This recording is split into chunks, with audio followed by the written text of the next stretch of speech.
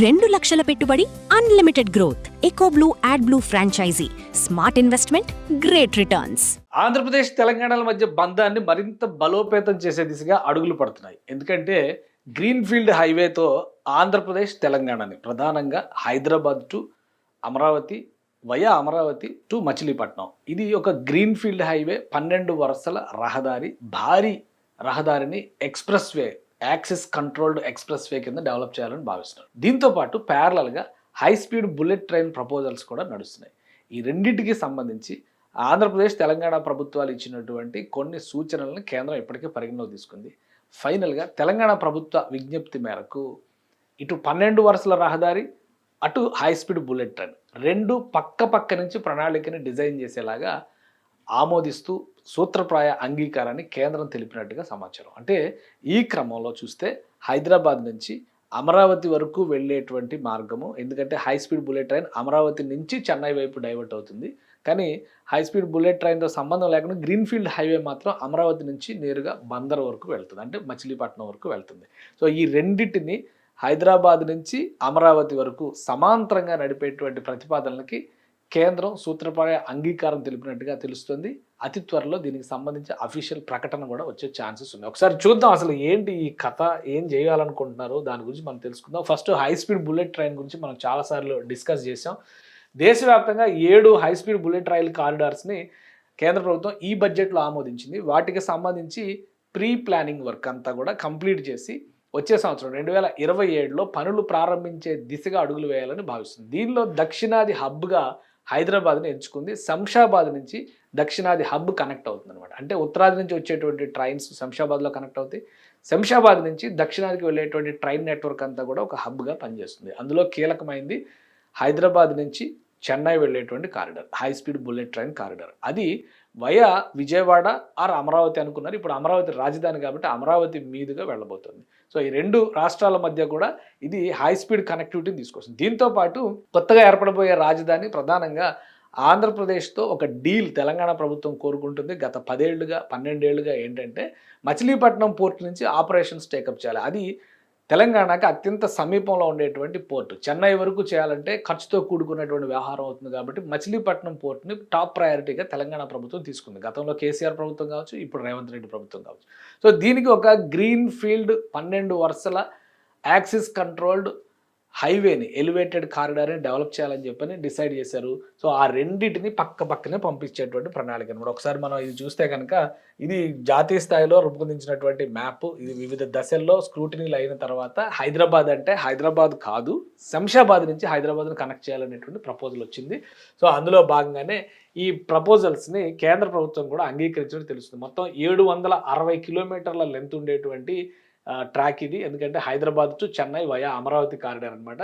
తెలంగాణలో 180 కిలోమీటర్లు, అలానే ఏపీలో 518 కిలోమీటర్లు, తమిళనాడులో 61 కిలోమీటర్లు ఉంటుంది. కానీ ఈ పాయింట్ అంతా కూడా మనకి ఇక్కడి నుంచి ఇక్కడికి ఈ 180 ప్లస్ ఈ 518లో అమరావతి వరకు కనెక్ట్ అయ్యేటువంటి పాయింట్ చాలా ఇంపార్టెంట్. కాబట్టి ఈ రెండింటిని సమన్వయం చేస్తూ ప్రస్తుతం చేసినటువంటి ప్రతిపాదన ప్రకారం ప్యారలల్గా సమాంతరంగా 2 మార్గాలు వెళ్లే విధంగా, ఒకవైపు ఏమో హై స్పీడ్ కంట్రోల్డ్ హైవే వెళ్తుంది, మరోవైపు నుంచి హై స్పీడ్ బుల్లెట్ ట్రైన్ కూడా వెళ్తుంది. దీనికి సూత్రప్రాయ అంగీకారం తెలియజేసినట్టుగా తెలుస్తుంది. మొత్తం అంచనా వ్యయం దీనికి సంబంధించి 2,24 కోట్ల రూపాయలు ఖర్చు అవుతుంది. 2,24,000 కోట్ల రూపాయలు ఖర్చు అవుతుందని చెప్పి అంచనా వేశారు.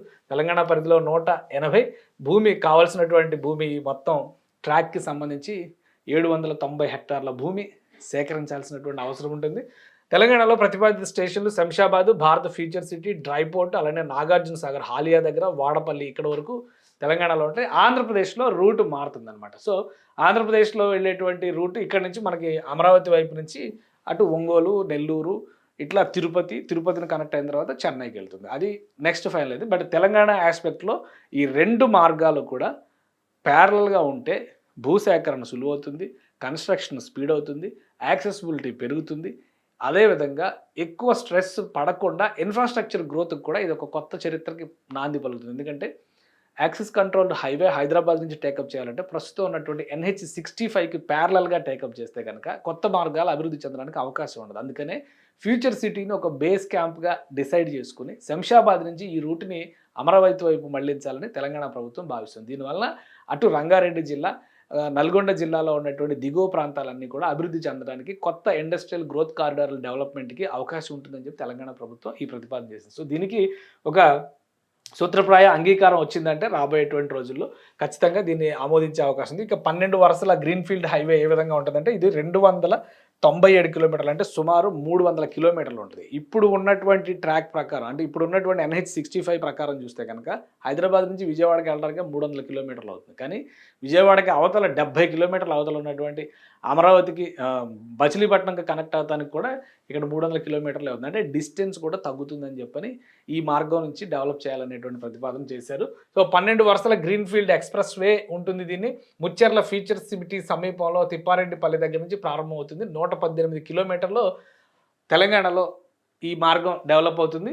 40 గ్రామాల మీదుగా వెళ్తుంది. ఆంధ్రప్రదేశ్‌లో మిగిలినటువంటి భాగం దాదాపు 60 గ్రామాల నుంచి వెళ్తుంది. అంటే అమరావతి కనెక్ట్ అయ్యి అటు మళ్ళీ విజయవాడ మీదుగా మచిలీపట్నం వెళ్తుంది. సో, ఈ 2 ప్రాజెక్టులు పక్కనే గనక ఆమోదించగలిగితే ఎక్కువ ప్రయోజనాలు కలుగుతాయని చెప్పని ప్రయాణ సమయం తగ్గడంతో పాటు, నిర్మాణ వ్యయం తగ్గడంతో పాటు, నిర్మాణ సమయం తగ్గడంతో పాటు, భూ సమీకరణ లేదా భూ సేకరణకు అయ్యేటువంటి ఖర్చు కూడా తగ్గుతుందని చెప్పి తెలంగాణ ప్రభుత్వం బలంగా వాదిస్తుంది. సో, ఇవన్నిటి ఫలితంగా ఇప్పుడు ఫైనల్‌గా ఒక ఎక్స్‌ప్రెస్ వే రూట్ అంటే ఒకసారి మనకున్నటువంటి మ్యాప్‌లో చూస్తే గనక ఈ express way and parallel bullet train ఏ విధంగా రావచ్చు అంటే ఈ ఔటర్ రింగ్ రోడ్‌కి ఎడ్జ్‌లో ఉన్నటువంటి శంషాబాద్ ప్రాంతం, హైదరాబాద్ అంటే మనం ఈ సెంటర్ పాయింట్‌ని తీసుకున్నాం. బట్ ఇక్కడి నుంచి చూస్తే గనక ఇటు ఫ్యూచర్ సిటీ వైపు వచ్చిన తర్వాత ఈ దిగువ నుంచి ఇలా వెళ్తుంది. ఇలా వచ్చి ఇది అంటే కృష్ణానదికి అవతలకు వెళ్లకుండా యువతల నుంచి ఇటు అమరావతికి కనెక్ట్ అవుతుంది. ఈ అమరావతి మీదుగా ఇటువైపు అంటే ఎక్స్‌ప్రెస్ వే ఇక్కడి వరకు వస్తుంది.